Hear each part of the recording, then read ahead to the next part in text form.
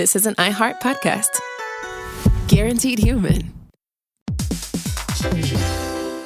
Hey everybody, when you're at work, you never know when you're going to get interrupted, like when an office fire drill happens right in the middle of your presentation, or maybe construction is going on just outside your window. But with the Dell Pro laptop powered by Intel Core Ultra with vPro, no matter how many interruptions you have, your laptop won't be one of them. Yeah, with the battery that's optimized for the way you work and built-in intelligence that quiets distractions the moment you're trying to focus, your tech won't slow you down, even when you're getting bounced from an office you forgot to reserve. The Dell Pro, built for those who stay in the flow. Find technology built the way you work at Dell.com/Dell-Pro.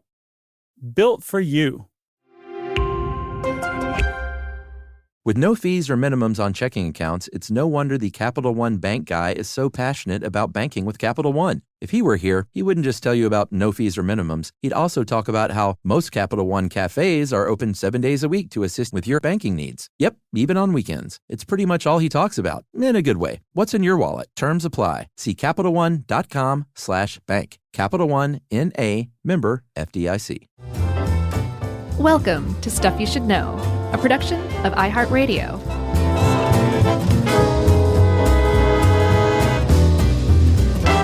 Hey, and welcome to the podcast. I'm Josh Clark, and there's Charles W. Chuck Bryan over there, and Jerry's over there.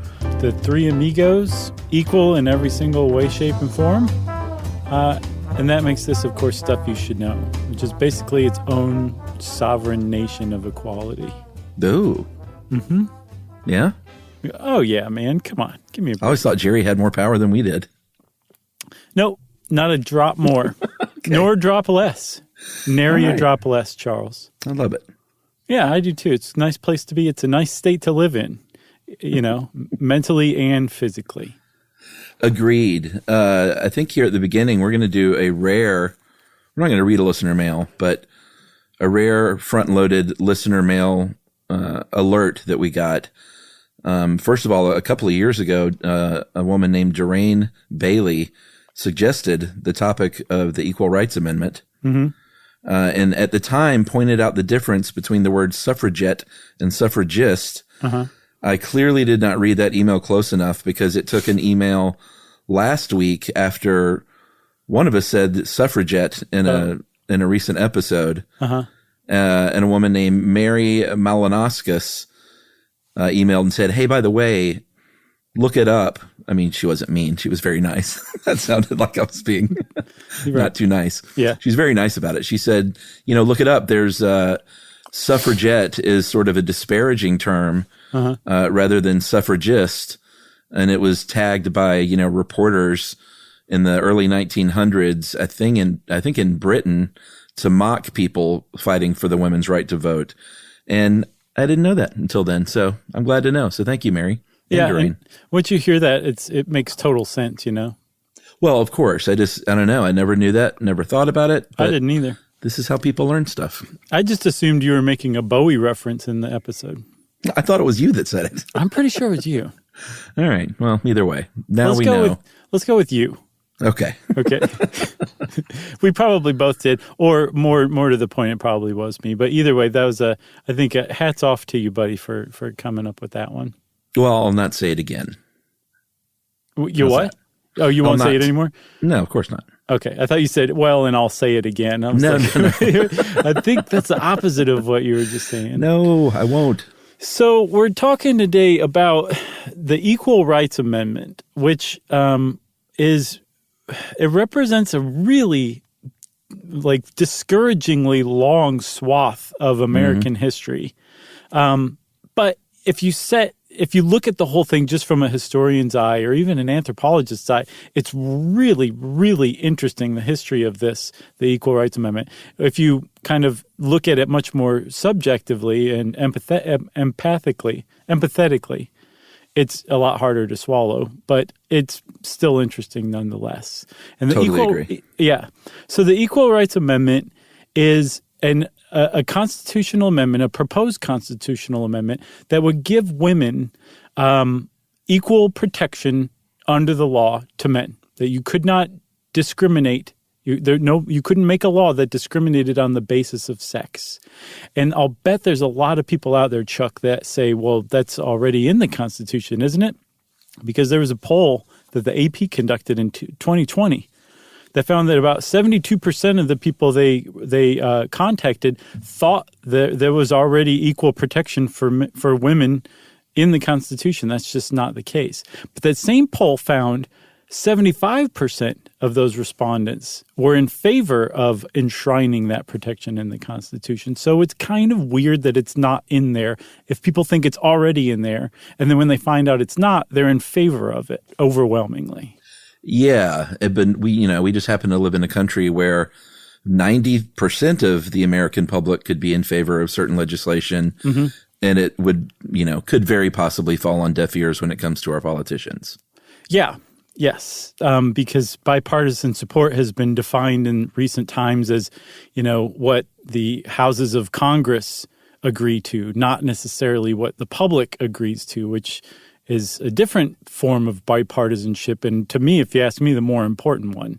Like if the public generally agrees on something, go with that. It seems like since they're elected representatives in Congress, they should kind of go with that. So, Josh, 2022. Yes, I can't wait. There's going to be a lot of big changes around here, everybody. Yeah. So should we kind of go back to the beginnings? Yes, we should. Because it's, I associate the ERA with the 70s and the women's lib movement, as we'll see, but it goes back a lot further than that. Yeah, it does. And it's crazy to think that since the early 1920s, they've been trying to get this enshrined in the Constitution, and it still isn't in the year 2021, but that is the case. The first versions of the Equal Rights Amendment were written up in the early 20s by a suffragist named Alice Paul. Some other women, notably one Crystal Eastman, also helped out a lot. And they also helped get the 19th Amendment passed, which gave women the right to vote in 1920. And they got together and said, I think the next step obviously should be just to go ahead and put this in the Constitution that women have equal rights like men in all facets of life.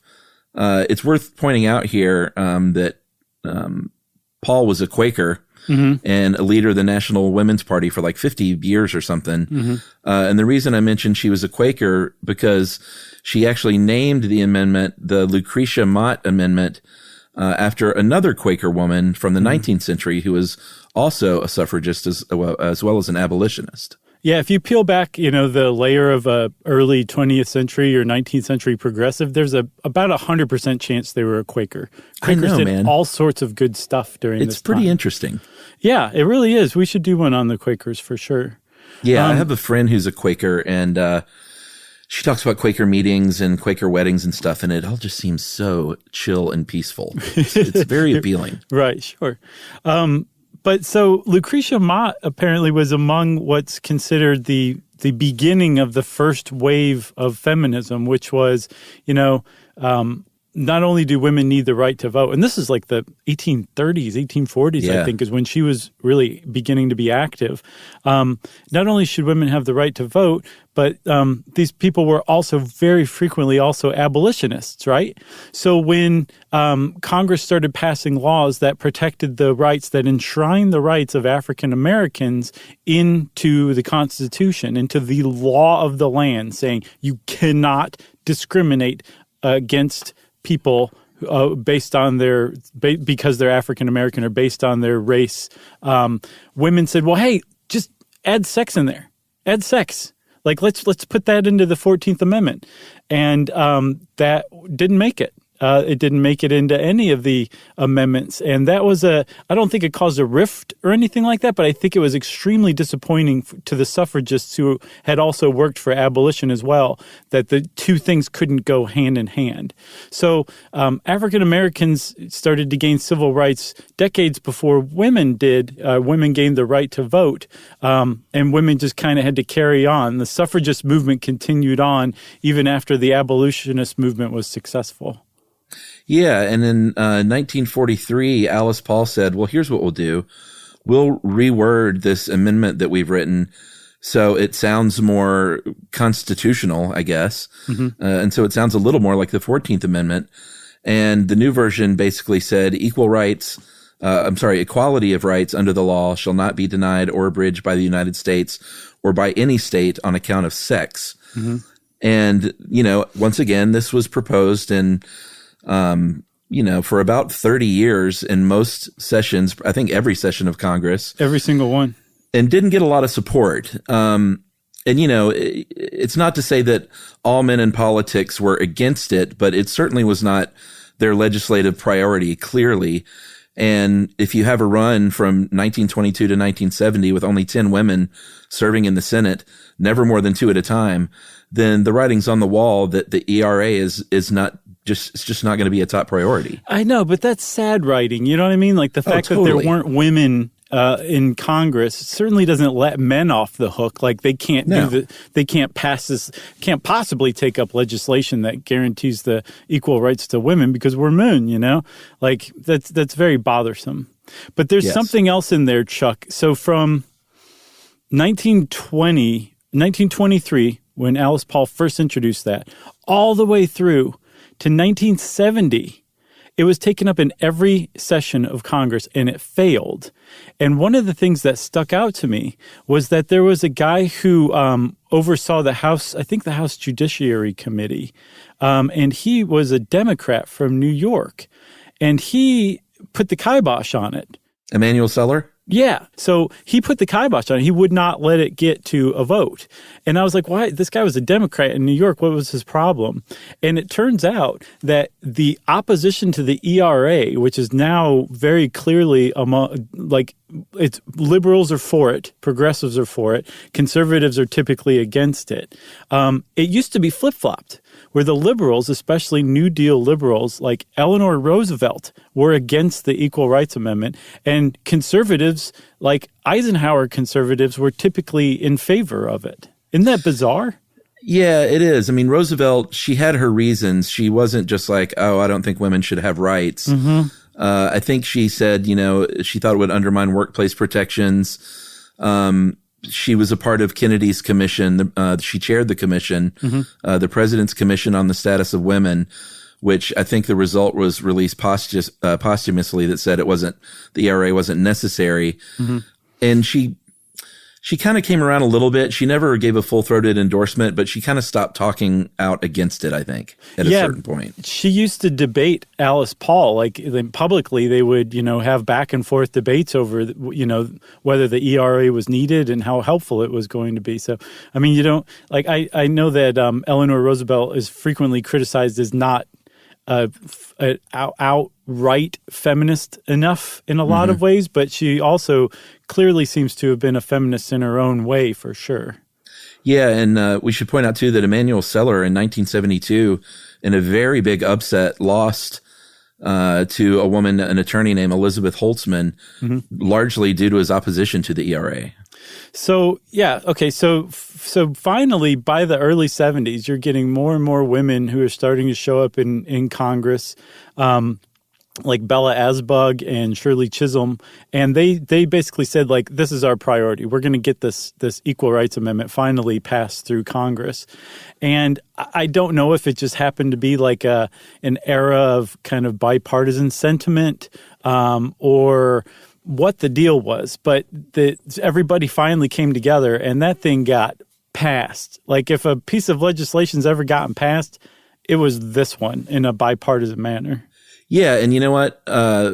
We'll get to how that passed, but a really big reason is because it started becoming a big deal in the media with this second wave, like you mentioned, of the women's lib movement, and in no small part by a woman named Betty Friedan, who wrote a book called The Feminine Mystique that in 1964 sold 1 million copies. And she probably gets at least a short stuff all on her own. She was really interesting. The reason she wrote this book is because she did a survey for a college reunion for her former classmates, learned that many of her former female classmates were not super happy about being homemakers and not being able to work, and sent her down a research rabbit hole on this. Kind of became her passion project because she wanted to write a magazine article, like a really in-depth one. No one wanted it, so she ended up publishing it as a book called The Feminine Mystique, which kind of rocked the world of America in the early to mid 60s. Yeah, because like in this book, she's basically saying like this whole thing we're all going along with, this idea that the highest ideal a woman can aspire to is to be the best wife and mother she possibly can be, and that's her identity, is as someone's wife, as someone's mother, that she doesn't have her own identity, that's independent of all of that. That is a crushing a way to live for a lot of women. Not all women, as we'll see, but a lot of women. And she spoke up for a lot of them. And I believe that this was it was already kind of out there in pieces, like people were talking about this, but Betty Friedan like put it all together and put it on the map and got everyone talking. From what I've ever seen, like almost single-handedly started the second wave of feminism. Yeah, and she put a pin in this little mini-series. She was played by Tracy Ullman in a mini-series last year called Mrs. America that we're going to get to a little more in depth in a second. Yeah. So Betty Friedan publishes The Feminine Mystique. Like you said, just totally rocked everybody's world for better or worse, depending on your ideas about what The Feminine Mystique was about and saying. But yeah, like you're saying, like that really laid the groundwork to this bipartisan passing in Congress of the Equal Rights Amendment in 1972, I believe, right? Yeah, so it passes in a big way. I think you said 93%, 93.4 in the House, 91.3 in the Senate. But which I can't wrap my head around that. How did 1/3 of a senator vote? Is that senator cross section of New Hampshire, Oklahoma, and Michigan? Here's the deal, though. If you want something enshrined in the Constitution, that's a big deal in this country. They don't do it willy-nilly, nor should they. But you need not only, like, once it passes that, it's not automatic. Then the state legislatures have to ratify it by a 2/3 margin, which means at least 38 states have to ratify it. And the ERA had a stipulation that said if that isn't done in 7 years, then you got to go back to the drawing board. And that was not in the actual ERA. That was not in the constitutional amendment that was passed, and that's going to become very important later. But it was in the legislation where that ERA, the amendment, was sent to the states for ratification. It said, do this in 7 years. Right. Okay. That's just like that little slight distinction makes a big difference down the road. Oh, yeah. I mean, people pushing for the ERA certainly would not have wanted an expiration date. No, and as far as I could tell, they haven't ever attached an expiration date to an amendment to be ratified before. It was and it was also an arbitrary period of time too. So just chew on that. Put that wadded up piece of gum in the back of your cheek and save it for later. I wonder in the debate if they were like, well, I mean, how many years? I don't know, 7? 7 yeah, sounds sure. Good. Pour the scotch. So within 1 year, 30 of the 38 states needed ratified it, which was super fast. Yeah. And everyone was like, proponents were like, this is great, man. It looks like this thing is going to sail right into the Constitution. Mm-hmm. And then a woman popped up named Phyllis Schlafly. And we're going to take a break here, and we'll talk about Phyllis right after this. Oh, the stuff we learned from Josh and Chuck. Stuff you should know. Hey, everybody. We're here to talk to you about Wayfair, who believes that spaces should be functional, they should be comfortable, they should be well-designed, and they can be well-designed by you with their help. Your updated space should feel more comfortable, inviting, and practical for everyday use. And we're talking about outdoor seating. We're talking about grills. We're talking about major appliances. If you need storage solutions, Wayfair can help you out. Patio lighting, rugs, decor. It is your one-stop shop for home. Yeah. I mean, it's getting nice out, so it's time to think about living outdoors for the next few months. And Wayfair knows that outdoor furniture, it's heavy, it's intimidating to assemble. So Wayfair has stepped in and said, we're going to handle the hard part so you don't have to. That's right. You can shop Wayfair Verified, your shortcut to the good stuff. And that means their team of product specialists are going to vet everything by hand using a 10-point inspection, testing things like, quality materials, functionality, and features, and even how long it takes to build that piece of furniture. And the overall experience save time, reduce hassle, and improved convenience. Patio season is here, and these deals won't last. So head to wayfair.com right now to get your outdoor space ready for way less. That's WAYFAIR.com. Wayfair, every style, every home. Hey, everybody. I want to talk to you a little bit about Tide Evo because it represents over 10 years of innovation and product development. Tide Evo is a first-of-its-kind technology where tens of thousands of minuscule fibers are spun together to form a 6 times powerful layer packed with scrubbers, brighteners, pre-treaters, and fresheners. And that's going to deliver a breakthrough clean that's so powerful, it feels like magic. Yeah, it is kind of like magic. Tide Evo is revolutionary. A 100% concentrated, waterless laundry tile that's made of compressed microfiber soap layers rather than liquid or powder. And it's not like pods or sheets because it uses 6 layers of detergent fibers to deliver superior cold water cleaning without plastic packaging of any kind. And it provides a mess-free, lightweight solution that dissolves lickety-split. So whenever you run into a laundry challenge, turn to Tide Evo. It's revolutionary. It's magic. Try new Tide Evo. Real laundry magic.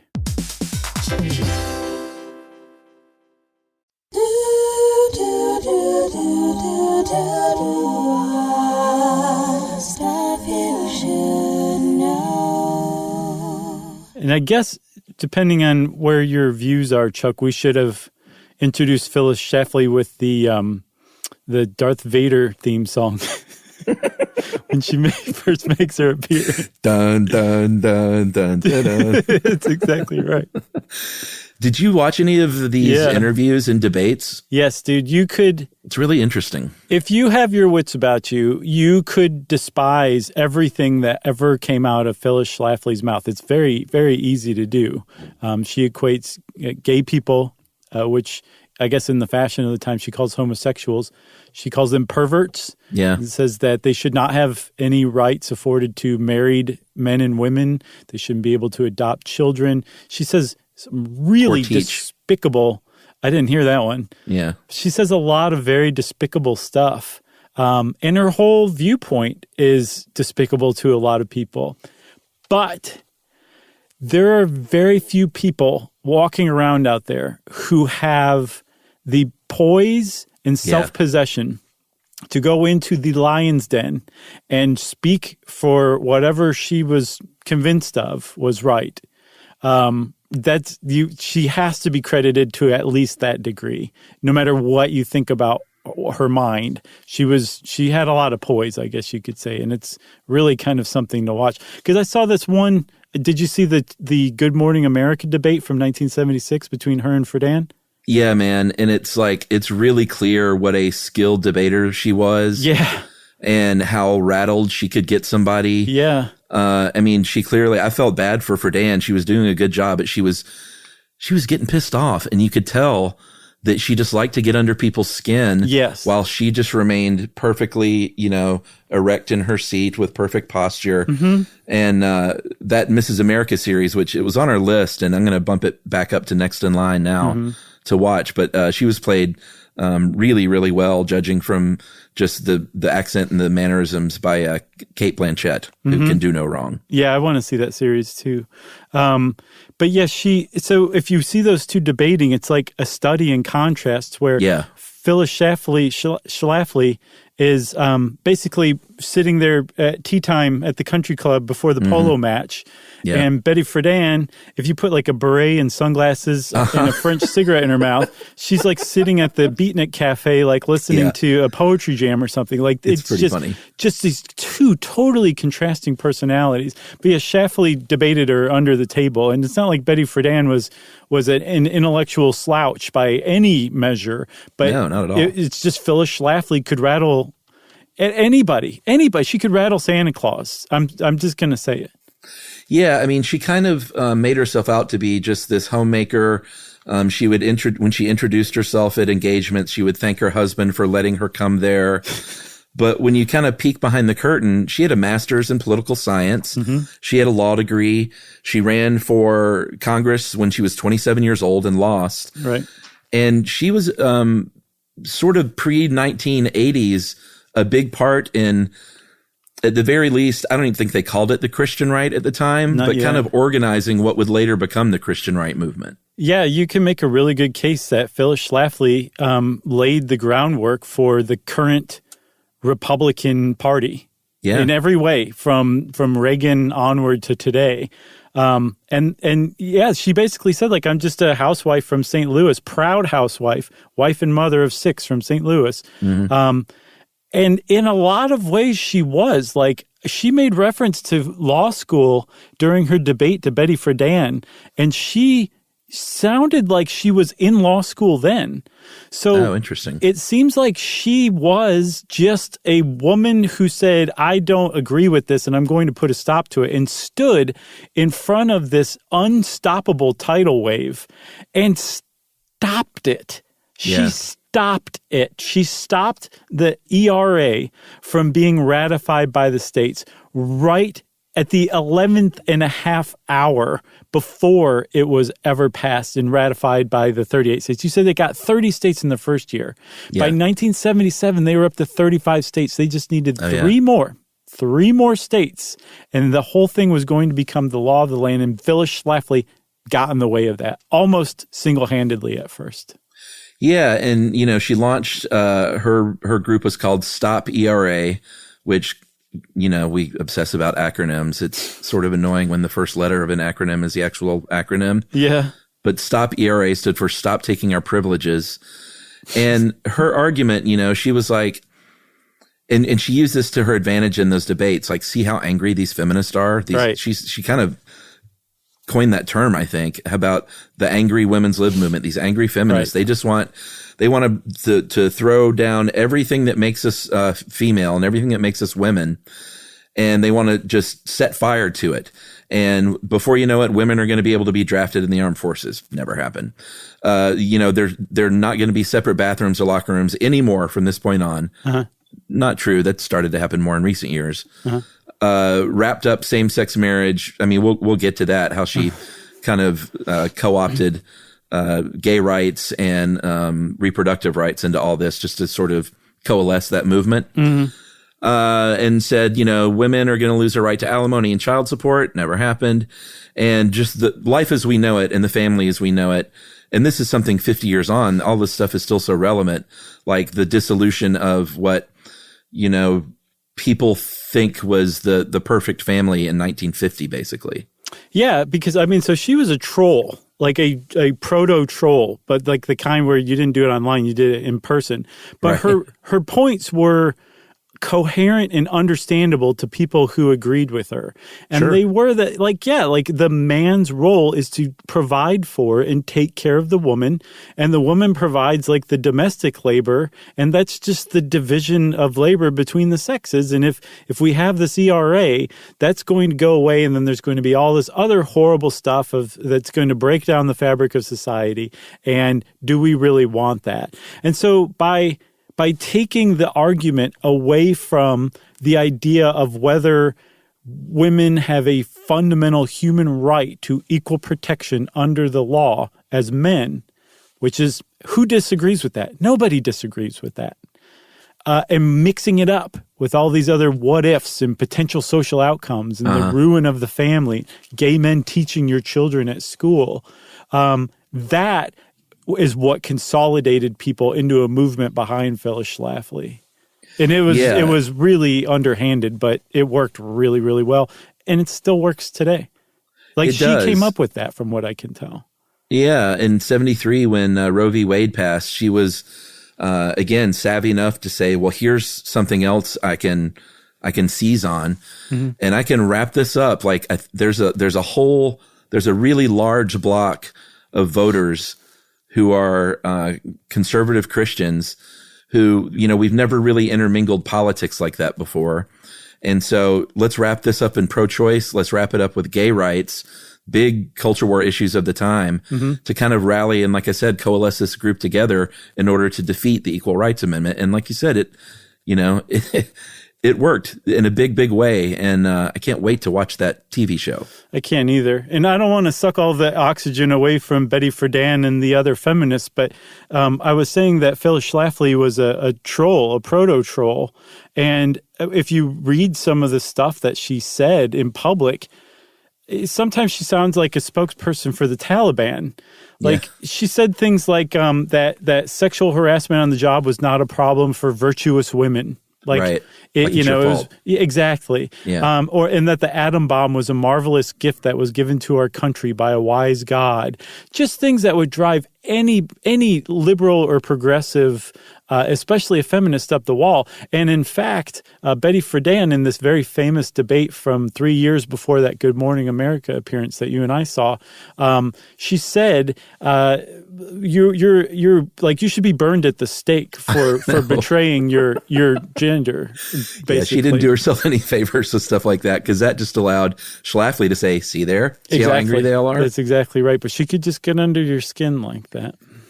So fast forward many, many years to kind of now almost. In 2017, after about 40 years of not much movement, Nevada became the first new state to ratify the ERA, thanks in no small part to State Senator Pat Spearman.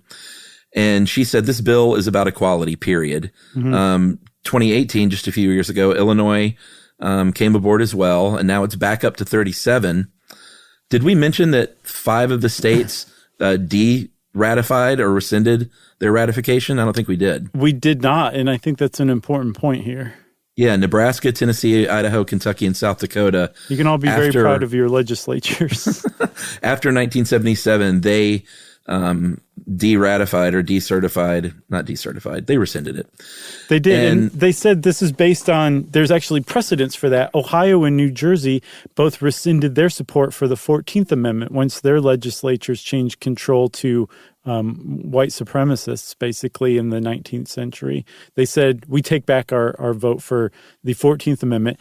It also set a precedent, though, that Congress ignored that and still counted Ohio and New Jersey as having ratified the 14th Amendment because they did officially.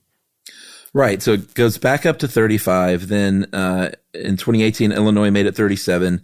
In January of last year, it's crazy that it took this long, Virginia finally became the 38th state. And so proponents of the ERA said, all right, we got there. That's the 38th. This thing should have never had an expiration date to begin with. That's dumb. Yeah. Whoever said 7 years and then poured a scotch, they should be burned at the stake.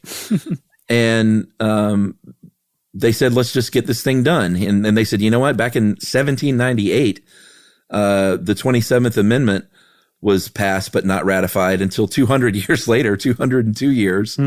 So like there's precedent there. And that was about prohibiting the law raising or lowering taxes for congressional salaries from taking effect until their next term, like big stuff.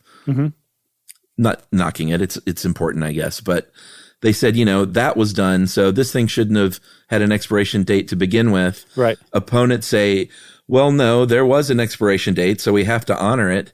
And that's the deal. Sorry. And there was even a 3-year extension that brought it up to 1982. And by the time that extension was running out and it did not look like anything was going to move or happen or no more states were going to move to ratify it, even the National Organization for Women and other feminist groups basically threw in the towel and said, it's done.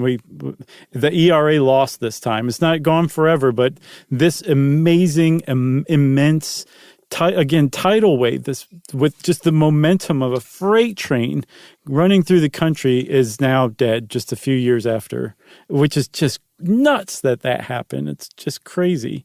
But that's the fact that now 38 states have officially voted in favor of ratifying it set off a flurry of lawsuits here in the United States when Virginia became the last one in 2020.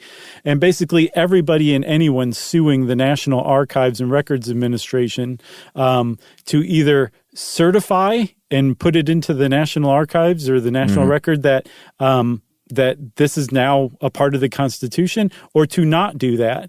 And it's totally up in the air of what that's going to be. But apparently a lot of people, not everyone, because there's plenty of people who are like, it's official now. Take all the BS away, and this is an official law of the land. There are plenty of people who are proponents of the Equal Rights Amendment who say we need to start over again. And one of those people was Ruth Bader Ginsburg, who said it needs to be voted on again. We need to pick up again basically from square one. Yeah, and I think, and we'll talk about all this stuff, but I think there have been so many laws enacted since then that do protect so many of these rights. I think people like RBG were like, you know what, let's start over. Let's rewrite it for the modern times, making sure everything is in there that we still need. And and re-vote on it. Yep. And, I think that's reasonable. So do that.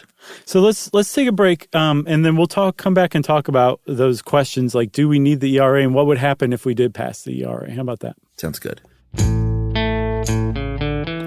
the stuff we learned from Josh and Chuck. Stuff you should know.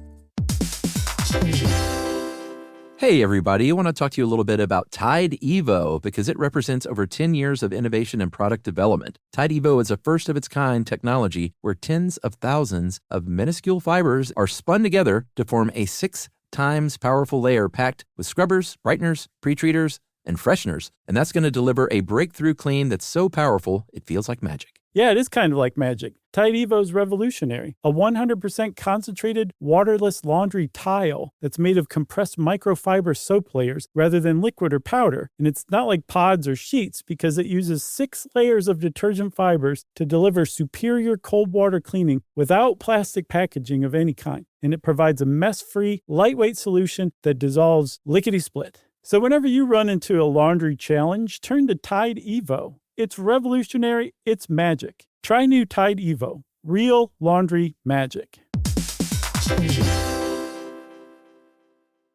Introducing the all-new Mazda CX-5, featuring more connection. Hey Google, where's the nearest Pilates class? Safety that has your back. More discovery on the scenic routes. More passion in the details. And more control in changing weather. The all-new Mazda CX-5. More to move every side of you. See it in 5 films at MazdaUSA.com/5sides. Google is a trademark of Google LLC. Sequences shortened and simulated. Hey, everybody. When you're at work, you never know when you're going to get interrupted, like when an office fire drill happens right in the middle of your presentation, or maybe construction is going on just outside your window. But with the Dell Pro laptop powered by Intel Core Ultra with vPro, no matter how many interruptions you have, your laptop won't be one of them. Yeah, with a battery that's optimized for the way you work and built-in intelligence that quiets distractions the moment you're trying to focus, your tech won't slow you down, even when you're getting bounced from an office you forgot to reserve. The Dell Pro, built for those who stay in the flow. Find technology built the way you work at Dell.com/Dell-Pro. Built for you.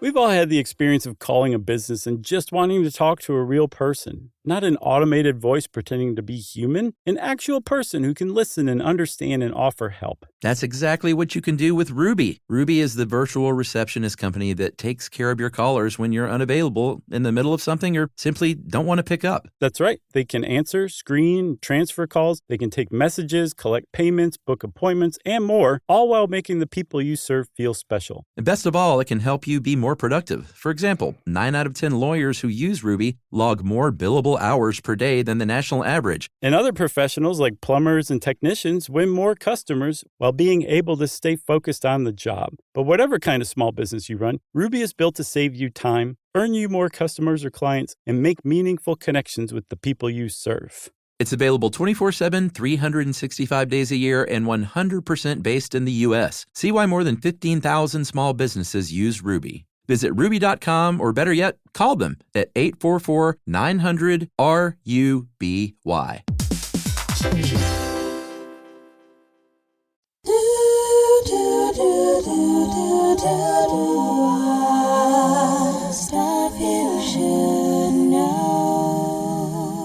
All right, Chuck. So you made mention of like a lot of laws that have been created since the ERA was passed, I guess, by Congress, and even before then, that protect women as a form of what's called a protective class.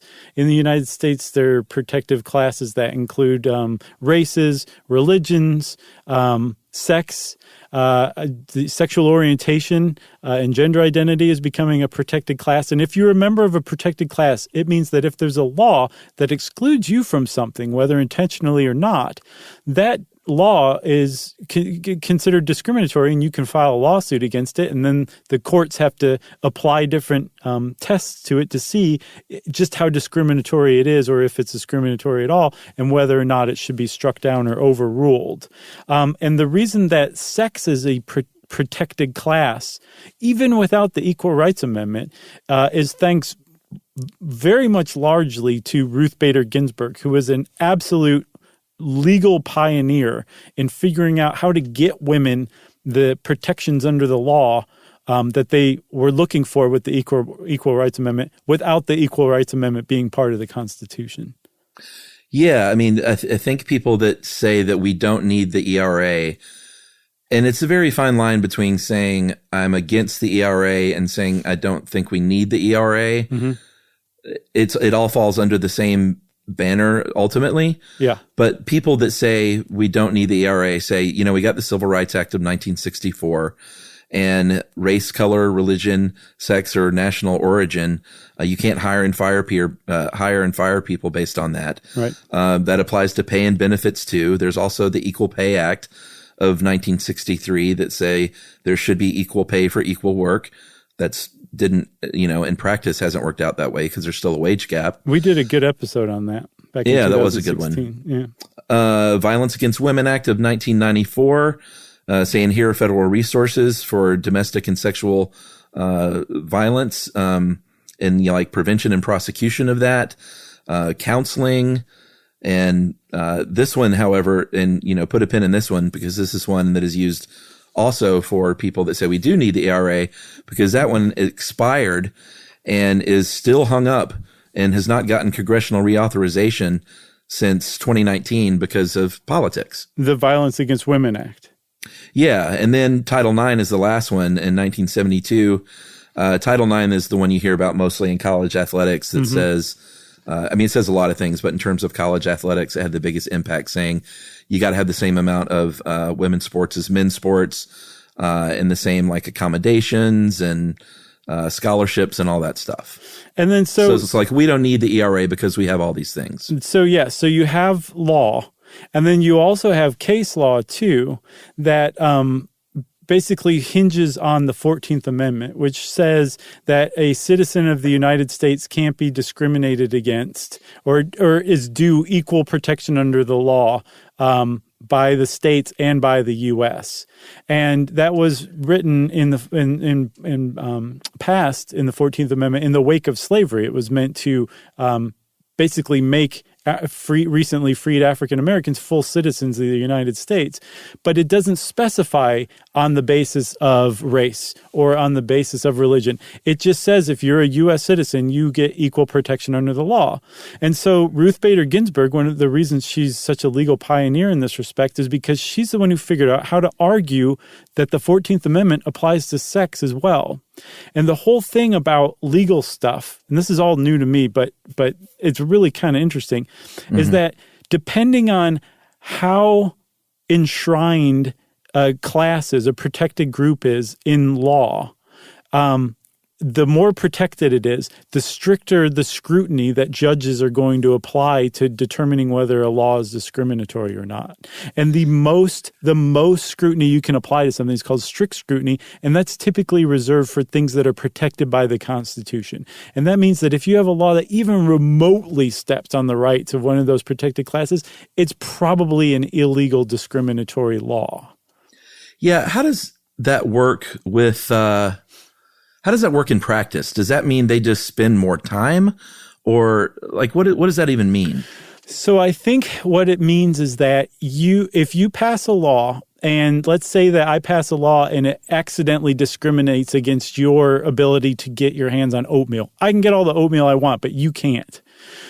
let's say in the Constitution, chuck is specifically protected under the law. That means that this law that prevents you from getting oatmeal, that's a discriminatory law. And so it's going to be really easy for you to bring a lawsuit and for a judge to say, like, there's even a little bit of discrimination here. This law is illegal because it's discriminating against Chuck. And it says in the Constitution you can't discriminate against Chuck. It just means that the standards for that law to stand, like everyone else on the planet basically has to benefit from you not getting oatmeal for some reason. And that's just not how laws work. So it'd be really easy for you to bring a lawsuit and get that law overturned because it discriminates against you, because you're a protected class. Now, if it's just like everybody likes Chuck, but it doesn't say in the Constitution that you can't be discriminated against, they're going to use a slightly less strict test to determine whether the thing is a discriminatory law or not. And so maybe, it generally promotes oatmeal use among all people, but there's some other people who don't get it too. That doesn't really matter because, it's not enshrined in the Constitution. So it's almost like degrees. And once you're in the Constitution as a protected class, like, it is really difficult to discriminate against you. And that's one reason why people say, no, we need this. We need this in the Constitution because women and sex and gender even should be a protected class. You should not be able to discriminate against somebody based on that. Yeah, I mean, that's the main that is the main argument for proponents of the ERA, is saying, no, let's make this the real deal. Cases can be overturned, laws can be reversed. Executive actions can have devastating impacts, and only being enshrined in the Constitution will make this, like you said, just so locked down and protected that people can't mess with it anymore. I think we've seen in recent years that precedent can be argued and laws can be overturned, and it's like, sure, we have all these laws that passed since the ERA first was ratified, in the 1970s, but it doesn't take much, especially when you look at a very imbalanced Supreme Court, for people to kind of worry that these things can be taken away. Yeah, and I mean, like, there was a famous quote from Antonin Scalia when he was alive and a justice on the Supreme Court, basically saying, like, no, the Constitution most decidedly does not protect against discrimination on the basis of sex. And, when you hear a Supreme Court justice saying that, it's like, well, how many cases is it going to take before he rules? Like, no, you can totally discriminate against somebody on the basis of sex. If it's in the Constitution, it doesn't matter what Antonin Scalia or any other justice thinks. It's in the Constitution. So that level of protection, like you were saying, it's just a totally different level of protection than, customarily we don't discriminate. It's, no, you can't discriminate. That's the difference between those two things. Yeah, and not just reversing laws, but passing new laws that maybe violate that equal treatment under the law, and some other things that constitutionally could come into play if it were to go through, is something like the pink tax. I don't think we've ever done a show on the pink tax. I don't think so either. But this is the notion that, like, from everything that, like, similar products for men and women, they charge women more than they do for men for these products. To stuff like, menstrual equality or equity, basically, tampons, pads, other menstruation products should not be taxed anymore. Right. They should be, like, treated like any other essential item. Yeah. And then so there are a lot of things, a lot of protections that it would afford. One thing that frequently is cited as protecting women against is, like, violence, like, say, domestic violence. From what I read, it probably wouldn't. Because it protects against being discriminated against by the law. It doesn't necessarily afford protection from, like, an individual person or something like that. Or even necessarily a company. Although being enshrined in the Constitution, you could really sue a company's pants off for discriminating against you.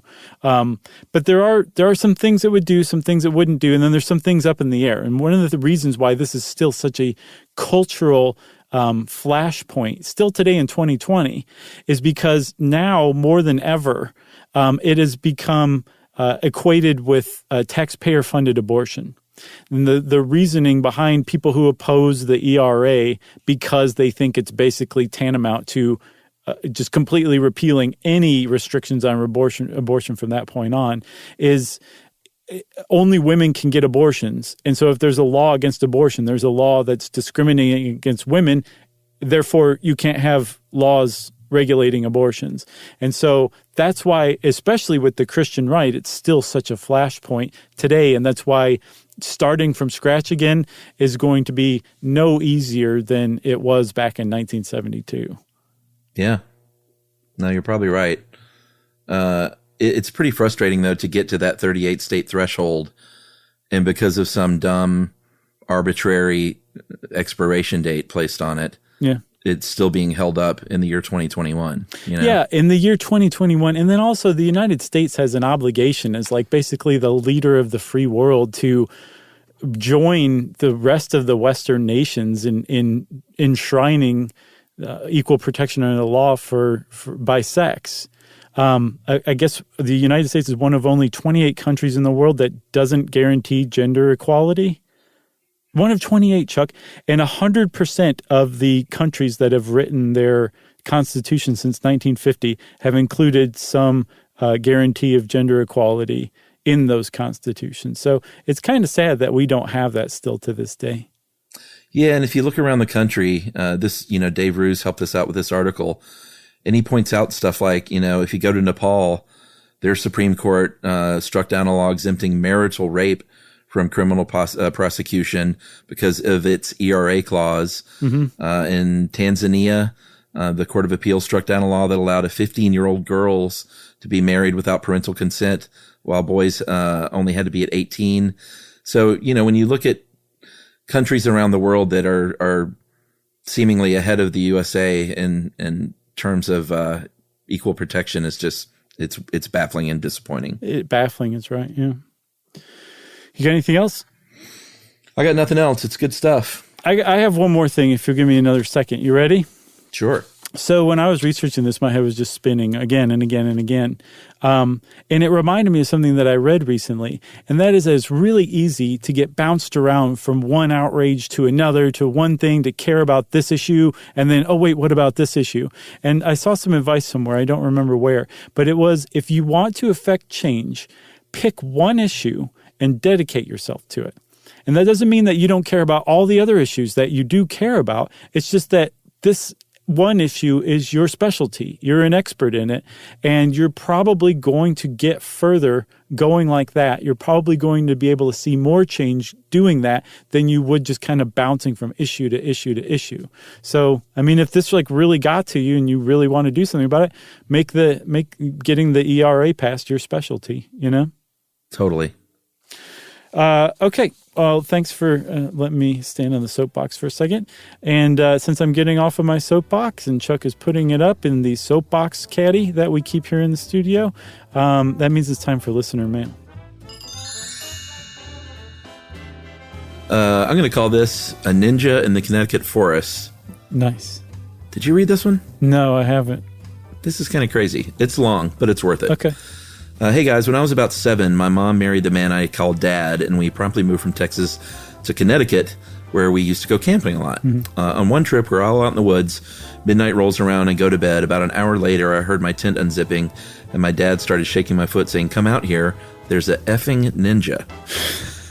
So I throw on some slippers and my jacket, begrudgingly trudge out to see, I kid you not, a ninja sitting next to the fire pit.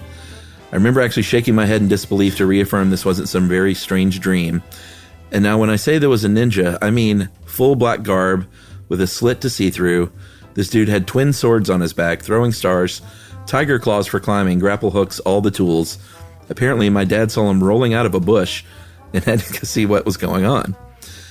The story behind this guy was he was a National Guardsman and also ran a Jukendo and ninjutsu dojo in Rhode Island as his main gig. We sit for the next couple of hours, and this guy's just showing us stuff like how fast he can climb a tree or how to throw a star. Oh my God. The night progresses, and he asked if we were familiar with Bruce Lee. As an avid fan of Enter the Dragon from around 8, I said yes, and he asked if I'd ever seen his 1-inch punch. Excitedly, I said, sure I have. And then his name was Brian, the ninja. He said, Brian then asked if he could demonstrate it on me, a pudgy 12-year-old. I said, no thanks, I'm good. And I explicitly did not want to fly backwards with any force. And he said, no, I'll do it with an open palm so it doesn't hurt. I give in.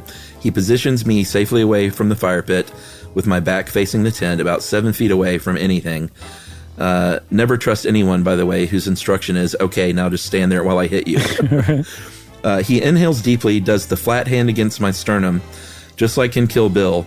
Then in an instant, I saw his muscles tense up as he audibly exhaled sharply and hit my chest open-handed. I go airborne and hit my tailbone next on a tent stake 7 feet behind me and can't really walk without crutches for a couple of weeks. Wow. Kids at school never believe me when prodding about why I was on crutches, because who would believe a kid that says I had a run-in with a ninja in the middle of the woods? Wow. That is from Drew Carroll in Cheyenne, Wyoming. Cheyenne, Wyoming. Cheyenne, Wyoming. That is Drew. A great story. That was a magnificent listener mail. I mean, hats off for that one. Thank you. And if you're Brian and you're out there, I want to hear what happened to you. Yeah. He's like, I've been doing a 10-year bid for beating a kid up in the woods, but the kid said I could hit him. Oh, boy. Well, if you want to get in touch with us like Drew and try to top Drew's listener mail, Drew, by the way, is the current listener mail champion. We want to see if you can do it. You can send us an email, wrap it up, spank it on the bottom, and send it off to stuffpodcast@iheartradio.com. Stuff You Should Know is a production of iHeartRadio. For more podcasts from iHeartRadio, visit the iHeartRadio app, Apple Podcasts, or wherever you listen to your favorite shows.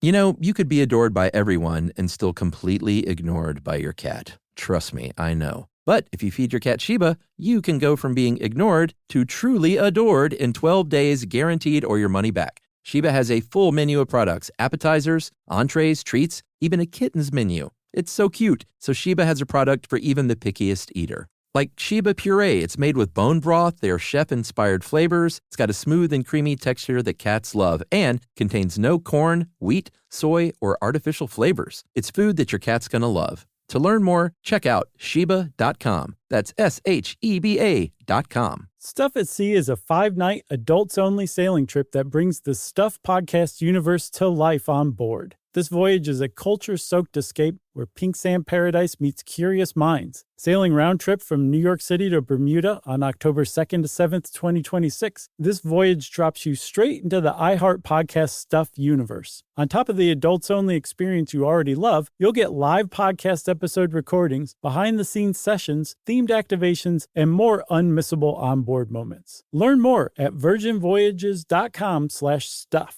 This is an iHeart podcast. Guaranteed human.